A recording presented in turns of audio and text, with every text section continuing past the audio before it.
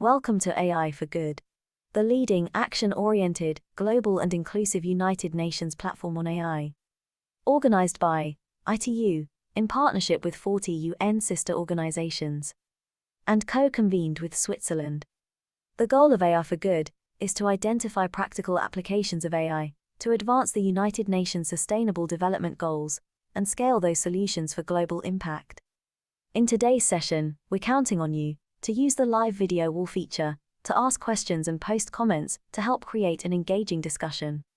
We encourage you to stay until the end to chat, connect, ask questions, and network with our distinguished panelists and world-class AI experts in the neural network. It is now time to kick off the session and welcome our first speaker. The floor is yours. Yeah, hello. And welcome to our next talk on the Trustworthy AI workshop series. My name is Wojciech Samek, and I'm very happy to introduce today's speaker, Philipp. Philipp is a professor for law and ethics of the Digital Society at the European New School of Digital Studies at the European University Viadrina in Frankfurt Oder in Germany. Prior to that, he served as an EXA postdoc fellow at Humboldt University, was a Max Weber fellow at the European University, and also an ASK fellow at the WZB Berlin Social Science Center. His research focuses mostly on the intersection of law and technology, and I'm very keen to listen to what you have to say about trustworthiness and how law can help. So, Philipp, the floor is yours. Many thanks. Very warm welcome and hello also from my side here. Thanks for the kind introduction and particularly for inviting me to this wonderful lecture series. So today, my topic will be the discussion of trustworthy AI from a particular perspective. I will ask what role the law can play to facilitate trustworthy AI. This is, of course, quite a complex and broad topic, and I will try to approach it here in 3 gentle steps. First, we will look at concepts of trustworthy AI to make sure we're all on the same page conceptually. Then, in a second step, we will turn to the law and ask what resources the law has to facilitate the implementation of trustworthy AI. And finally, in a third part, we'll take a step back to inquire whether trustworthiness should really be the lodestar of AI regulation, or rather whether we should perhaps turn increasingly towards sustainability as another equally important goal, and I do believe that that's the case. So let's get started right away with some concepts of trustworthy AI.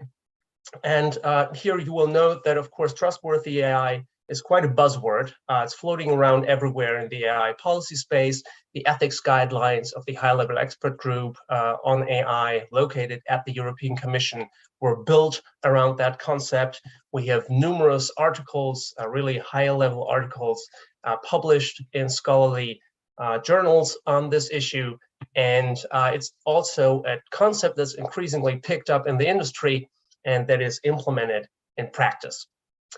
Nevertheless, it's quite astonishing to see, I believe, that this whole debate really harks back to a long-standing debate in practical philosophy that tries to develop concepts and nuances of trust, first in an interpersonal context, meaning between 2 different persons, and that was then expanded to trust toward institutions, and it culminated in the year 2009, 2010, in a development of a concept of e-trust. That means trust in the context of and facilitated by digital environments. And it's from this debate that around the year 2011, also the concept of trustworthy AI really picked up and gained traction, both in ethics and in the tech community as well. Of course, the roots of all of this hark back much further, but it's interesting to see that we can distill from the philosophical discussions at least 2 important dimensions, I believe, of trustworthy AI. So the first is, and it might be kind of interesting to note or a bit surprising, the first is vulnerability. What does that mean? Well, affected persons, those who interact with the AI system, they need to be somewhat vulnerable. They need to be in a position where they could theoretically at least, be harmed by the AI system, because otherwise they wouldn't need to trust the AI system. On the other hand, the system itself needs to be competent, and that's also something that's stressed repeatedly in the literature, because otherwise, of course, trust would not be merited. Now, philosophy was not the only discipline, of course, that looked at trust and issues of trustworthiness. Rather, the field of information systems has since the 1980s also focused on these questions, and they conducted a number of empirical studies that confirmed, for example, the question of competence, but that added also a few other dimensions. For example, predictability, which of course can be tricky when it comes to AI systems, and integrity, things like honesty when it comes to persons. But when we think of AI, we might, for example, mention non-manipulation, non-deception issues that are also high on the policy agenda. And finally, there is a fifth dimension that was added when AI ethics as a subject of its own really took off. But first, they redefined kind of the two dimensions that we've seen coming from philosophy. Vulnerability turned into no harm, so the principle that AI should not harm human beings. And the competence component was streamlined into performance. So performance in terms of accuracy, for example, or other performance measures that are usually relied upon to measure whether AI is doing what it's tasked to do. And then that fifth component entered that I find particularly noteworthy, and that is transparency. Why transparency? Well, transparency is important, first of all, because as many of you will know, some AI systems, of course, can be quite opaque in some scenarios, deep neural networks, for example.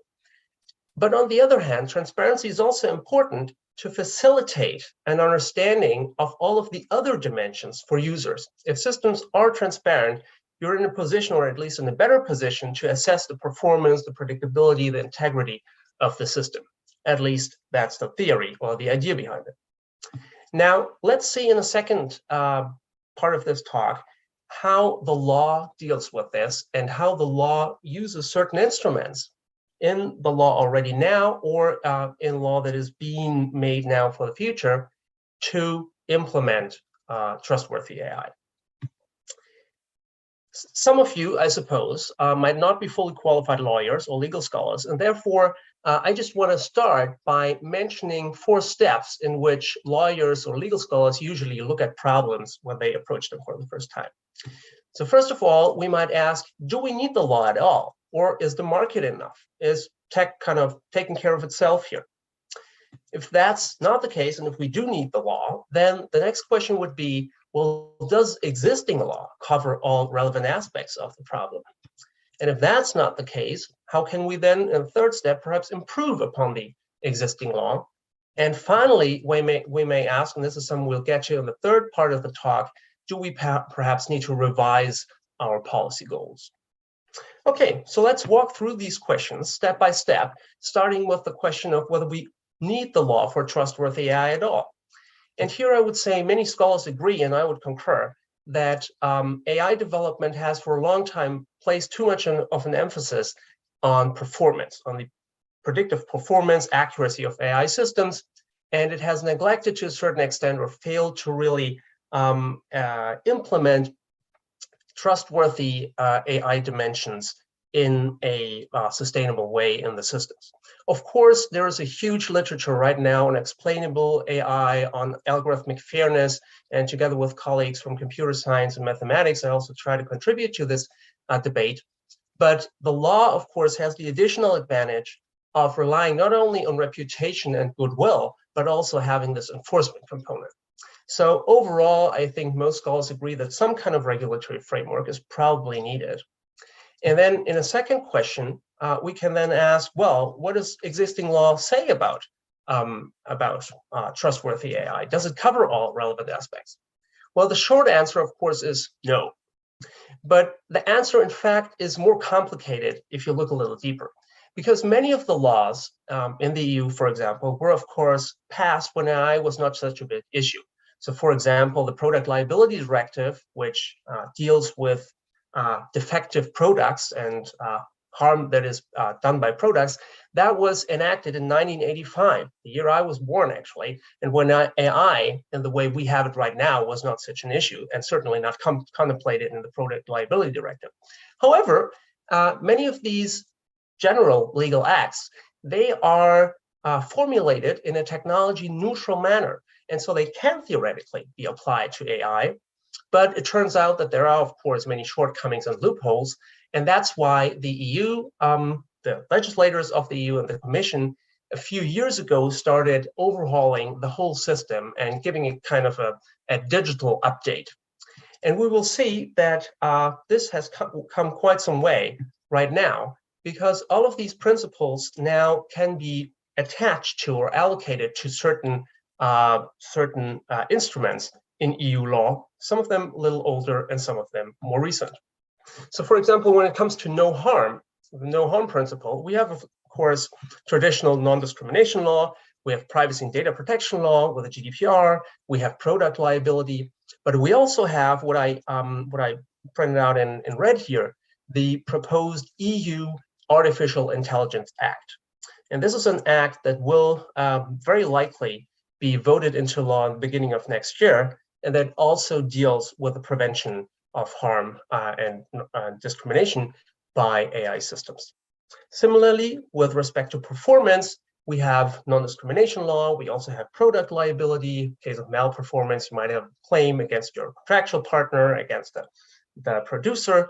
But also, that is something that pops up in the EU Artificial Intelligence Act with provisions, for example, on sufficient accuracy and robustness of AI systems. What is particularly interesting, I find, is the legal landscape surrounding transparency. Why that? Well, we do have the GDPR, and many of you have probably heard of the fact that the GDPR requires some kind of transparency of AI systems. What is less known is that general liability law, like contract law, tort law, also, in my view, requires some kind of some degrees of transparency, and I have an article about this if you're interested. But more recent EU law initiatives also address this topic head on. The EU AI Act that is supposed to be voted upon at the beginning of next year, but also the Digital Markets Act and the Digital Services Act, the DMA and the DSA, which have already been basically enacted at the EU legislators, by the EU legislators. And there's also some other laws that we will see in a few minutes that also touch upon transparency. And same goes for predictability and integrity. Again, we have traditional laws and we have the AI Act that adds to this framework. So because all of this is, of course, again, quite broad, in my talk today, I want to focus on transparency and ask a little bit, what can we see in terms of specific requirements for transparency in AI systems? And is there perhaps even an emerging case law that we can discern that makes more concrete obligations that developers have to follow? So let's start right away with the EU AI proposal. It is a proposal that was put forward by the EU Commission in 2021 in April, and that is now under discussion between the member states for kind of the final wording. The last version that we have is from July 2022, and it spells out transparency requirements with respect to high-risk AI systems. What are high-risk AI systems? Well, for example, AI that's used in credit scoring, employment, medical AI, or when the administration, the state, uses AI systems for migration in the judiciary and in other areas of administration or lawmaking. The AI Act in this area has a focus on providers and users. And what does that mean? Now, providers, those are the AI developers, and users, those are professional operators like physicians who are using medical AI, or bankers that are using credit scoring algorithms facilitated by AI. But it's not, please note, it's not consumers. So the AI Act kind of brackets consumers and affected persons, the end users, and rather focuses on providers and users, and also with respect to transparency, because it spells out requirements that say AI systems need to be sufficiently transparent to achieve compliance with obligations of users and providers, and to enable users to understand and use the system appropriately. But again, remember that users, they are not consumers, it's the professional operators. So Article 13 of the AI Act really provides a framework of transparency, I would say, by experts for experts. And it leaves open the question of what kind of explanations, what kind of transparency would really be needed. It says, it must be sufficiently transparent, but what does that mean? Well, to answer this question, we will have to take a step back and maybe think about or explain two important distinctions on a technical level between different types of explanations that you can generate from an AI system. There are, of course, many, many different cases and many different kinds of AI explanations. And Wojciech, of course, is a much greater expert than I am on this. But roughly speaking, I think that the two differences that I'll highlight right now, they are most important for the law. So the first differentiation is between global and local explanations. What does that mean? A global explanation is an explanation that holds for the entire model. So for example, and this is from a study in 2015, really interesting study. We don't have the time to go into details here, but if we try to predict the risk of patients admitted to a hospital of dying from pneumonia, then you can look at certain parameters, certain features, as machine learners say, that the algorithm looks at to make this prediction. For example, age, or whether that person suffers from asthma or not. And then you can say what the overall impact of that feature is on the model prediction. So you can see here that roughly around the age of 70, that's when, for example, it becomes less favorable age-wise to be admitted to a hospital with pneumonia. Now, that's a local explanation because it concerns all the cases. Sorry, that's a global explanation. The local explanation, by contrast, looks at individual decisions for specific individuals. So for example, if we look at credit scoring, it might be the fact that, imagine I apply for a loan and then I get a rejection. And I want to know, well, why was my loan application rejected? And then an explanation that is generated vis-a-vis the AI system could say that, well, my age was not well. I was perhaps too old or too young for that matter. And also my income wasn't great and the collateral that I gave was also insufficient. So that would be, again, a local explanation with respect to my specific case.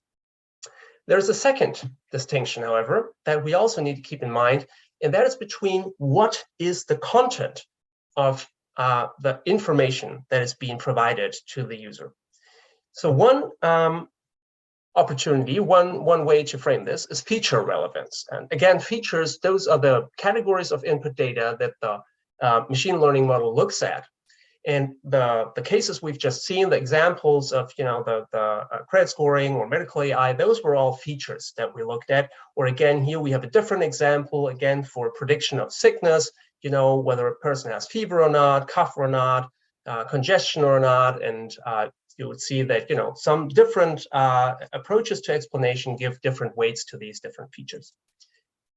That's feature relevance. On the other hand, and feature relevance, by the way, can apply on a global and on a local level. So you can have global feature relevance or local feature relevance. Contrastive explanations, which are also increasingly popular in the community, contrastive explanations are mostly local explanations. How would they look like?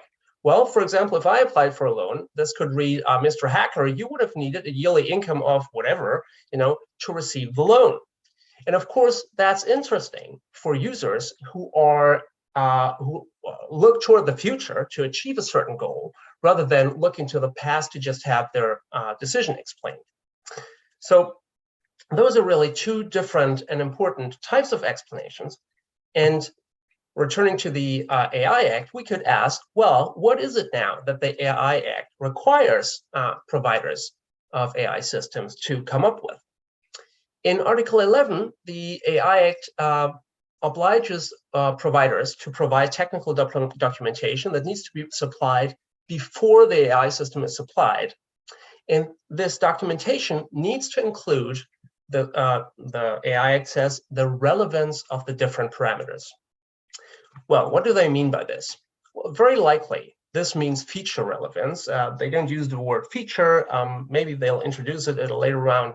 Unfortunately, they only talk of parameters here, which is slightly technically misleading. But overall, you can see that what they mean is feature relevance. And again, because this needs to be provided before the AI system is deployed, so before we have individual cases, necessarily this must be some kind of global explanation. And in fact, there are ways in which to achieve this, even with very complex AI systems, such as deep neural networks. There's, for example, SHAP feature that, or an explanation system that is used increasingly in the industry for these purposes. And there are many others, including those that are developed by Wojciech and his team at TU and Fraunhofer. Now, interestingly, the AI is something that will only take effect 1 year after it's been enacted, so probably at the beginning of 2024 or something like this. The current EU law, however, has some requirements that apply already now to rankings. And remember, rankings, they're really important. Google, Amazon, all of the searches that you do, the results you get, those are all rankings. And what applies there is our requirements for transparency that apply to online intermediaries and marketplaces. So that would be Amazon, Zalando, all of these categories, or to search engines. According to some more or lesser known, let's say, EU regulations that I don't want to discuss in detail here, the upshot is that when you, for example, do a search as I did here, actually for climbing shoes, you get some kind of return. And the interesting part is that nowadays you have this field that says results, learn more about these results. And if you click onto this, and this, by the way, only appeared once really the CRD and UCPD update came into effect in the EU. This was in May this year. Then you click onto this and you will get a global explanation of the features that are used for the ranking. It's sometimes pretty vague, but at least you can learn something about how these results came about, and that's because of the regulation that we have in place in the EU. Now, we may ask, but what about the GDPR? Wasn't there something about transparency in the GDPR? Isn't there a big debate about it? Yes, that's true. And you might have heard that the GDPR has an additional and already applicable right to access information. So data subjects like you and me, if your personal data is being processed, you have a right to access your personal data and to ask the data controller, please, can you give me my personal data? Can you show me what you have in terms of personal data that you have with me? But not only that, when we have a case of what's called automated decision-making, then you have even further access rights. But what is automated decision-making? In the GDPR, it means that there is no significant human intervention. So basically, it's the AI model that is calling the shots. And you need a legal or otherwise significant effect. And we will see in just a second that this is actually an important criterion as well. What happens if we have an automated decision-making scenario? Well, at least in those cases, the GDPR says, the data controller, so basically the platform that's handling the data or the company, needs to provide meaningful information about the logic involved. And now you might ask, well, logic involved, what does that mean? In fact, since the GDPR was published, scholars, courts, everybody basically that had to do with or has to do with data protection law has asked themselves that precise question. There's a big debate about what this means. And that's where the third step of our four-step process of legal approaches to this arena comes into play. Namely, can we perhaps improve existing law a little bit? Because the concept of logic involved meaningful information, that's really very vague. And perhaps we can interpret it in ways that are more meaningful, purpose-driven, and more concrete. So let's see what is happening here. There is, in fact, an interesting emerging case law that is starting to develop in the EU with respect to automated systems and AI. How this? Well, there are two famous cases that were decided in 2021 in the Netherlands about Uber and Ola. Ola is a ride-hailing company just like Uber that operates in the Netherlands. And the facts are the following. There are at least two automated systems that these companies are using. The first is the matching algorithm. So if you want to have a ride with Uber, the matching algorithm that matches passengers and drivers.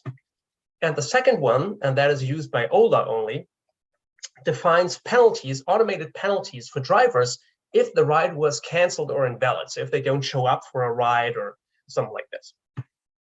What does the court say? The drivers actually wanted more information about how the system functioned. And the court said, it was a court of first instance, well, concerning the matching algorithm, there's no necessity to provide further information according to Article 15 of the GDPR. Why not? Well, it said, and remember that definition of automated processing, the decision of this matching algorithm is not significant enough. And if it's not significant, then it's not an automated decision-making. And then the court said this kind of information, more detailed information about how the algorithm functions is not necessary. Well, I have severe doubts about this conclusion. After all, the matching algorithms determine when a person has the opportunity to work. And also, remember that only the GDPR says only at least in these cases, this information needs to be provided. So you could argue, well, even if this is not automated decision-making, still you need to provide this information. But okay, that's perhaps for the discussion later on. What is really interesting, I believe, is what the court said about the penalty system. Here it said, and this is really the first time that I'm aware of, that a court spelled out transparency requirements for automated decision-making systems would apply irrespective of whether machine learning is used or not, but it also applies to machine learning. It said Ola must communicate the main assessment criteria and their role in the automated decision so that drivers can understand the criteria on the basis of which the decisions were taken, and they're able to check the correctness and lawfulness of the data processing. This is actually quite remarkable. It is not so remarkable because it also relegates to or concerns feature relevance. Remember, it's the main assessment parameters, but this is something that we've seen before also when talking about the platforms, for example, the Amazon search that we saw also obliges platforms to provide feature relevance assessments. But in this case, I would argue that local explanations are needed. Why this? Because otherwise the drivers would not be able to assess whether these decisions are actually correct and whether they are lawful. It's not about a single driver trying to assess the entirety of penalty decisions. It's about checking and challenging and potentially contesting in law the decisions affecting that driver. And for that, local information, in my view, is needed. And therefore, what the court here means, I believe, is really local explanations. And that can also be quite useful because this can be harnessed. The GDPR in this way can be used for bias detection. For example, if the transparency information shows that what is really at stake here, or the reason why a penalty is applied, is that a driver had to cancel its appointment because, for example, a child was sick. He or she has a child with disabilities at home, or it was on a religious holiday on which the driver did not want to work. That's a clear sign, or an indication at least, that this could be discrimination by algorithm.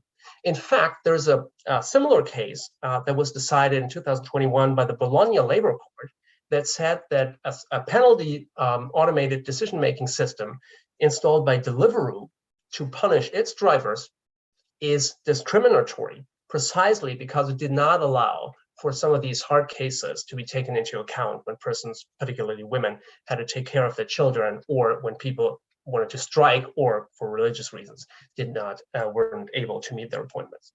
So again, this is really quite a groundbreaking decision, I believe.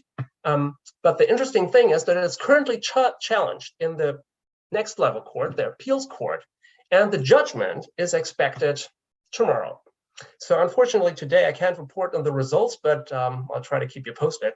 this is really something to follow. And remember, this is not something that the CJU has decided upon, but it might well be the case that the appeals court says, well, this is a question that needs to be answered by the CJU, sends it up to the CJU, which is the Court of Justice of the EU, the EU High Court, let's say, EU Supreme Court to a certain extent, and then the CJU would decide on this in a binding way.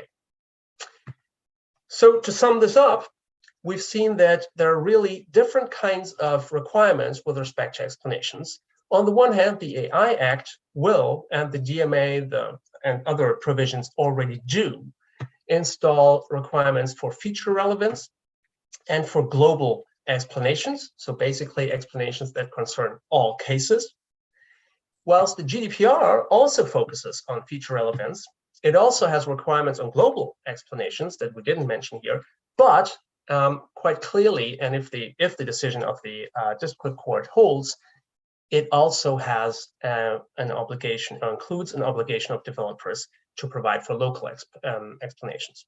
So developers really need to take this into account when designing systems that could fall under either of these frameworks. They need to be able to provide global and local explanations.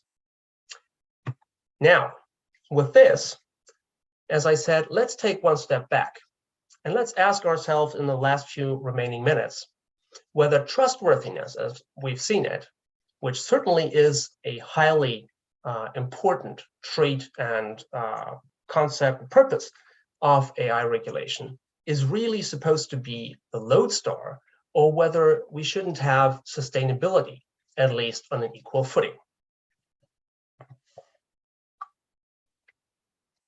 And this brings us to the last of our questions, namely, do we need to revise the policy goals? And I believe that yes, we actually should look to the next frontier to sustainability here, also in AI regulation.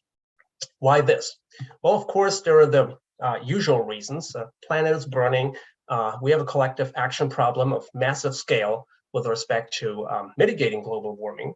And this is bad enough, but there are also specific reasons with respect to AI or information communication technology vis-a-vis climate change.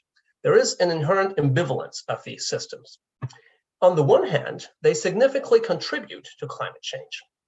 Why this? A recent estimate found that the global carbon emissions of IT systems are somewhere in the range of 2 to 4%. Now, that is significant. If you, by comparison, look at all aviation across the globe, that's roughly 2.5%. So it's possibly more than all aviation combined. Plus, it's steeply increasing. AI computation costs have increased rapidly in recent years. According to one study, it's suggesting that it has multiplied by a factor of 300,000 in recent years. Irrespective of whether that concrete figure is correct as such, clearly there's a clear upward trend, a very steep upward trend in these computational costs. But on the other hand, of course, there is also the potential of using AI for mitigating global warming and climate change. And this is usually a situation with some harm that might be done, but also potential of a certain technology where regulation can be used to facilitate making these potentials flourish while trying to mitigate these harms and dangers. But unfortunately, AI regulation sustainability is quite a blind spot so far. And therefore, and that's my last real slide, I want to map out just a little bit how I would think sustainable AI regulation could look like, what kind of fields it could tackle and how.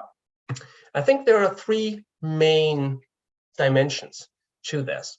And the first is that we can use, of course, AI for sustainability. And that's what's being done already in a number of research projects, particularly on the technical level. At the same time, we can make AI systems themselves more sustainable, and that's certainly a worthwhile goal.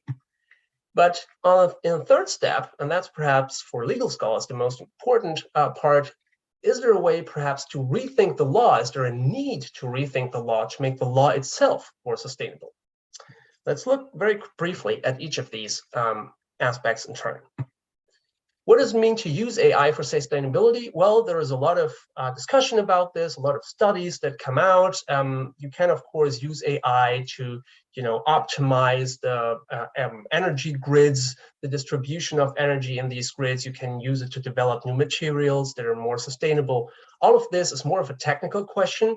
There are legal parts around this as well, particularly for facilitating such innovations. We can talk about IP rights, the right format and focus of IP rights. We can talk about legal incentives through taxes, but this is more of a sideshow, I'd say. Mostly this is a technical question. The second aspect, making AI more sustainable, this is one where quite clearly, I'd say, the law kicks in. What would be some opportunities here? Well, first of all, of course, mandatory disclosure, I think, would be a good thing of the ecological footprint of AI. We have right now, as we've seen, a provision in the AI Act, Article 11, that says that certain information must be provided in this technical documentation, but it does not include any information on sustainability. And that is, I think, something that needs to be addressed and that needs to be put into the AI Act as soon as possible. Second, I believe that we should also think about what I would call sustainability impact assessments. What are these? You probably know that in AI systems, there are many ways, many different modeling types through which you can achieve one result. So for example, if you would like to do credit scoring, you could use a very complex, neural network, but you could also use a much simpler linear regression to do the same thing, or a k-nearest neighbor or some other approach. Now, the interesting thought, I think, would be to say that if you have several models that have somewhat the same performance, then you should look at the energy consumption of these different models, compare it, and pick the one with the best sustainability rating, as it were. And that, I believe, would be part of a potentially mandatory sustainability impact assessment. And finally, I think one could at least ponder about mandatory training restrictions. There was recently a paper in Nature that showed that AI systems could benefit and training could benefit from, for example, shifting training sessions to countries where a lot of energy is taken from renewables, such as Norway, or from training at night when there is less peak demand and other things. So some of this, of course, could also be part of regulation. Third aspect, what does it mean to make the law more sustainable? Well, I would say that, for example, we would generally have to reconsider whether some of the laws and some of the rights of individuals that we take for granted must perhaps be reconsidered in light of their ecological costs. Talking about machine learning, you might know that there is a right to be forgotten in the GDPR. Now, if you train an ML model on a big data set, and it turns out that one of these data points is personal data and belongs to Mr. X, and Mr. X now exercises his right to be forgotten and wants that data to be taken out of the training data, it might be the case that the whole model needs to be retrained from scratch. There are techniques to try to avoid that. It's called machine unlearning. It's also a highly inspiring research area.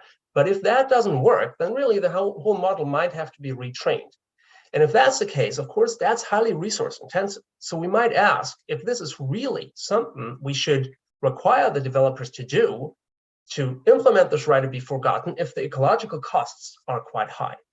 And similarly, with respect to transparency, we might think about some low-stakes scenarios where perhaps generating an explanation is quite costly because you have to run a post hoc algorithm about on the AI system, whilst the meaning of or the added value of that transparency is not so much. So again, we might think about limiting or at least putting into context certain rights that we have come to take for granted.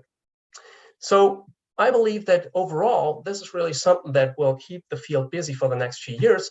And with this, I would like to conclude my few thoughts here by saying that trustworthy AI, in my view, has 5 key dimensions: no harm, performance, transparency, predictability, and integrity. Those are implemented in the law in many old, but also some new laws. We do see an interesting emerging case law, not only in non-discrimination, but also in transparency. which seems to point from global to local explanations owed under the GDPR. And finally, I do believe that we have to face sustainability as a further challenge. Sustainable AI regulation is something that is here to come and to stay, and that I think will be part of the research agenda, both on the technological side and on the legal side for the next few years. I could, of course, only scratch the surface of so many things that I mentioned. I've brought with me here just a few selected publications with open access DOIs, if you're interested in looking this up, where I try to explain some of these things a little further. And with this, many thanks for your attention, and I'm very much looking forward to the discussion. Yeah, thank you very much, Philipp, for this very interesting insights. So do we have questions from the audience? So maybe I can start with one.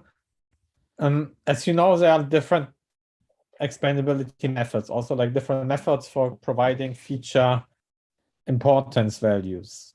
So how does law like handle this ambiguity? Because it's still like, I mean, quite debatable which method is the best one and which method in which context is the best one. So how can you deal with this ambiguity or uncertainties? Yeah, that's a very good question. The law usually does not spell out in specific detail what kind of methods you have to use. Basically, you have to use a method that is sufficient to bring about or to reach the purpose that the regulation wants to accomplish. So if it's the AI Act, for example, you would have to choose something that would enable the users, so the professional operators, to understand the system, whatever that means. And if in a certain situation, and so the answer is going to be highly contextual. If in a certain situation, that means that you provide feature relevance with respect to, just showing, say, the top 3 parameters globally, then that's what you do. And if it turns out that in that situation, maybe something else, a contrastive explanation or something else might be required to really facilitate understanding, then that's what would be required. The question is, do we need empirical studies for this, or is it going to be decided by the courts? And I would say it would be great to have empirical studies, and there are increasingly empirical studies about how users actually use these explanations and to what extent they're helpful. But unfortunately, often courts are quite reluctant. So I think we need much more work on these, on the question of how this works in real life settings. And then the courts can perhaps draw on this to say, well, in these cases, we use this and others that. That would be the fine-grained case law that will then emerge in the next couple of years. Mm-hmm. And how normative are the decisions of the courts, which is, for example, the one in which what we're talking about? I mean, does like especially in the European Union, if one court in the Netherlands or in Belgium makes a decision regarding like explainability or transparency, is this decision also like more or less binding for other countries, or can there be like different decisions made by different courts which also go in or interpret this transparency requirements in a different way? Yeah, that's a very good question too. So yes, indeed, that can happen.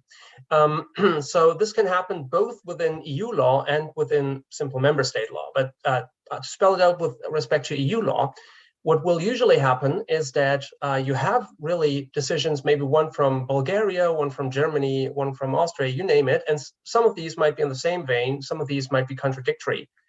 And then at one point, hopefully, one of these courts would send the decision to the Court of Justice of the European Union. And it's only that decision that is going to be binding on each and every one in the EU. Whilst before, the decision is really binding only between the parties that have taken part in the proceedings, and it's usually the courts that are below this court that will follow the precedents of this court. So usually in the EU, if it's a high court of a member state and they have a question about interpreting EU law, then they have to send the case to the CJEU. if it's a lower court, they don't have to send it there. They could also send it to the higher court within the national legal system. And that's what happened in Amsterdam. And that's why I'm saying maybe tomorrow the Amsterdam court will say, the higher court will say, we have to send this to the CJU directly. Or they might say, we decided here, but then one of the parties might appeal to the, the Dutch next higher level court, and maybe that court will send it to the CJU. It would, of course, be nice to send it to the CJU rather sooner than later, because then we would have clarity for the whole EU about this specific issue. But until then, yes, we might have different requirements in different states. I see. And what about like other countries? I mean, like US or China or Japan? Do you have like an overview regarding trustworthiness, transparency? Like, what are the developments there? Yeah. So with respect to the US, it's actually quite interesting because the US, as most of you probably know, does not have any general privacy and data protection framework. Rather, they have sector-specific privacy regulations. But what they do have is some proposals that are on the table, and one of them is the Algorithmic Accountability Act that was put forth in Congress at the federal level.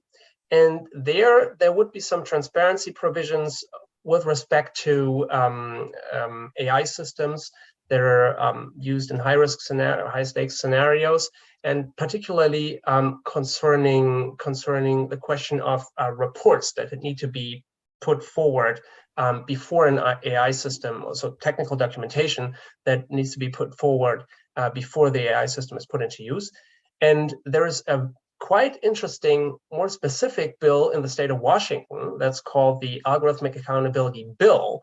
And this would require, in the context of procurement, so when the public administration seeks to buy an AI system, they would have to really involve the public beforehand. And they would have to, again, then lay out the different ways in which the system functions and invite comment from the general public.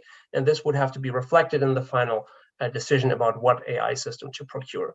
So yes, there is quite something that is being done there, but I think mostly at the EU level, that's the part where we really see the most significant steps that have already been implemented and that are already binding on big companies such as gatekeepers, or also on other companies that happen to be intermediaries, marketplaces, or search engines. So do we have any questions from the audience, from your network?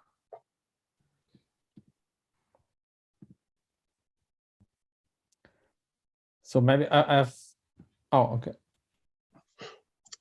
So there is a question, are some lawyers using AI to help solve some of the open questions that you raised in your talk? Yeah, very good point. Also, yes, on several levels. Of course, so I take the first question first. How about harnessing AI for legal questions? There are two ways in which to frame it. So on the one hand, you could try to use technical tools to implement certain features, certain desirable properties at the code level within the models themselves. So this is something that explainable AI tries to do, interpretable AI tries to do, but also particularly with respect to non-discrimination, there is a huge literature on non-discrimination that can be, to a certain extent, be guaranteed at the model, at the level of the model itself. There's many questions around it and a big policy discussion, a big legal discussion, but yes, there are quite a number of tools that you can use. Oops, I see there is a growing list of questions here. On the other hand, what people try to do is to predict the law itself, the outcome of legal cases, by crunching data about past decisions of cases. This is also an interesting field, but I would be more reserved, let's say, about the capacity of really predicting outcomes of specific cases. However, this is something that is really a field of ongoing research. And so, yes, on several levels, lawyers are using AI to tackle these problems. And this is particularly with algorithmic fairness, explainable AI, this is really an interesting domain of interdisciplinary research. How should we proceed here? Yes, I think there are some questions regarding sustainability. So what would it take for law to be adaptable for sustainability purposes to the respective current state of the system? Yeah, it's not so clear to me what kind of system is meant here, if that's the AI system or the system of the law. I guess it's as I understand, I think this refers to the AI system. Yeah. The current state of the system. So the idea would be that the system develops over time. There are different states over time, and therefore the law would have to adapt to this. And that's true. It's a question of temporality, basically. But usually what happens is that certain requirements, such as an impact assessment or a disclosure requirement, is re-triggered once the system changes significantly. So as long as there are minor changes, that's all fine. But as soon as you have a major impact or a major, for example, if it's a manual update that you update your Tesla or whatever, the autonomous driving feature, then you have to undergo these procedures again. And so if at point X in time, the sustainability assessment said use deep neural network, then at point Y in time, maybe it says use a whatever boosted tree ensemble or something. So yeah, that would be a way to deal with this question of temporality. So do you know any examples of laws decreasing sustainability inadvertently? Laws decreasing sustainability. Yeah, I mean, basically anything that that generates cost or that generates energy consumption, of course, decreases to a certain extent sustainability. Much of this is necessary, of course, if we want to safeguard certain rights and freedoms. As I said, right to be forgotten. Of course, if something is in an archive, it just rests there in a database. That doesn't consume much energy. If you have to find this now and re-index Google and do all kinds of things to disable this information from being found, of course that's energy intensive. But at the same time, we might say, well, it's worth doing this because it's forms part and parcel of privacy and data protection rights of individual citizens. Nevertheless, it's a question that we have not really asked in the past, and that we should increasingly ask, I think, to what extent this needs to be measured against perhaps kind of a collective right of sustainability. And in some cases, we might say, well, the other right, like right to be forgotten, is important enough. And in some cases, we might say, well, this is so resource intensive, let's not do it, or let's do it in a limited way. And sustainability basically wins out. Mm-hmm. So what are your thoughts regarding admissibility of the product of AI processing? So in US terms, relevant to Rule 702, and how in engineering simulations can be ruled out to be a black box and is an independent witness that cannot be cross-examined, ergo excluded, instead of being a product of the human expert witness. So it's admissibility in legal proceedings. That's yes. probably what they mean. Well, I don't see any reason why. I'm not a proceedings lawyer, I must say, so I'm not an expert in this field. But I wouldn't see a reason why you wouldn't, kind of bring an AI system into a case like you would, any other kind of machinery. I don't think it needs to be treated like a witness.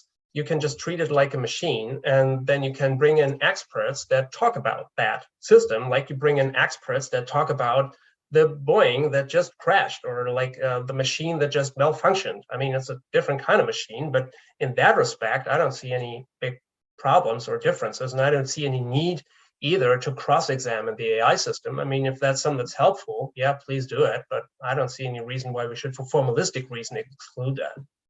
Mm-hmm. And there is an interesting question regarding data collection in emergency settings. So is there a legislation? Are there any things which can be discarded in an emergency setting, which otherwise have to be taken into account? Yeah. So I guess the idea would be to take something into account in a disaster setting that otherwise could not be taken into account. At least, well, yeah, for example, certain rules which, I mean, does GDPR also hold in disaster settings? Oh yeah, so natural disaster. Yeah, talking about the same thing here. Yeah, so you can use personal data if it's in the vital interest of the data subject, or also if it's a public health emergency. You can even use sensitive data to a certain extent that could not be used in other cases. Interestingly enough, the CJU has a case right now on its docket, the Meta case, Meta platforms versus the German Competition Authority, which is a big case anyways about Facebook being able to use data from WhatsApp for its own purposes and could end in a major fine for Facebook, or now Meta. And here, just 1 week ago, the Attorney General at the CJU published its opinion. And Attorney General Roston said that he has a very broad understanding of sensitive data. Anything that could, in the end, lead to profiling based on sensitive data categories, such as, religion, trade union membership, something like this, ethnic origin. All of the data that could contribute to this should be considered sensitive data, even if they're not primarily about religion or something. So that would mean that we have a very broad concept of sensitive data in the GDPR. And sensitive data are specifically protected. So it's much more difficult to process them. But in an emergency context, yes, you can. And at least if there's a specific law that says this, and for normal personal data, you can process it in any ways if it's in the vital interest of the data subject. So yes, there are these provisions. This is something that was thought of. And of course, still there was a lot of debate about this during the COVID pandemic, to what extent this would enable contact tracing apps and other things. Yeah. Okay, so maybe a last question: how far are we from from judgments being passed by an AI judge? Or maybe I can add that in German system there is this concept of a Strafbefehl, right? There is a kind of judgment without a process, and you can if you want to, you can go to court, right, and have like a real process. Can we also think like in the future, could there be something like that? An AI judge is maybe only allowed to decide like a Strafbefehl, and if you don't agree with it, you could go to court and have a process in front of a human judge. Yeah, this is really interesting.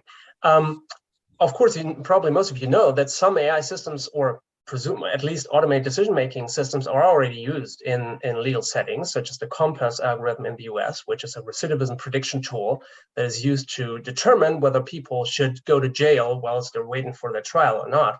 And turns out that they, under certain metrics, it discriminates against Black offenders. And I believe that in the EU and in general, it very much depends on the AI system. There are AI systems that are really good at predicting certain things. The Compass system is not one of those. It has very low performance ratings. In fact, the algorithm was reproduced with laypersons, just 5 persons that had no legal training whatsoever, and it came to they came to the same performance measures, the same accuracy as this algorithm. So that is not of great use, I think. But if we have other systems, and there are researchers from University of Chicago, Harvard, that have shown that they can build such systems that perform better than human judges, for example, in predicting recidivism, then yes, I believe we should use it to a certain extent. If it's well monitored, the AI Act would apply to it. It's a high-risk system. And if it's merely a recommendation tool and we still have a human-in-the-loop process. Whether the system that you talk of, Wojciech, where you have first an automated decision, you can appeal it, whether that's enough, I would have my doubts, because many people tend to accept this. They don't know what this is. They need legal advice to appeal it. So I would be hesitant with this. Perhaps with very, very low stakes decisions, like it's about 10 euros in civil proceedings. Yes, why not? But certainly not in criminal law. Even the German Strafbefehl, you always have a judge behind it. And therefore, I believe that yes, if it's well done, this can be a recommendation. But like an AI judge, I don't see this coming very soon. Okay, yeah, so thank you very much, Philipp, it was really a pleasure, very insightful discussions and insightful presentations. And yeah, thank you for being with us and have a nice week. Yeah, thanks for hosting me. Wonderful series. Take care and Bye-bye. see you.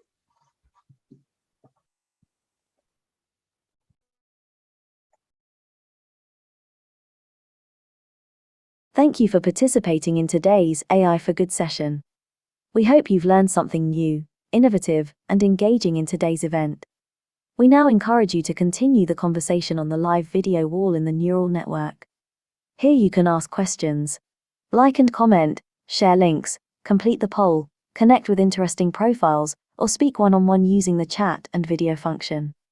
After the networking session, we invite you to explore the lobby, try the smart matching quiz, visit the virtual exhibits, poster boards, the e-shop, and build your personalized AI for Good program. Let's shape the future of AI for Good.